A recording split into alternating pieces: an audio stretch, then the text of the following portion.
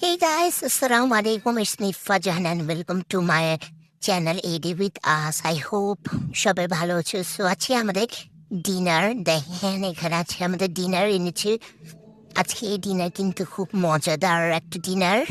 দেখেন এখানে Hyderabadi biryani 2 packet and এখানে হচ্ছে যে হায়দ্রাবাদি বিরিয়ানি অ্যান্ড চিকেন বিরিয়ানি।